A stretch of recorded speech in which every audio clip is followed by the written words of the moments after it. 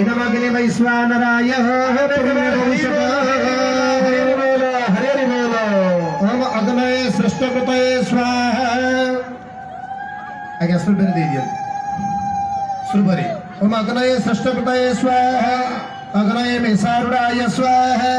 तम कल्याणदात्री कल्याणी सर्वकर्म प्रपूरणी हवनस्य परम प्राप्तै पूर्णाहुतै नमो नमः बोला एक बार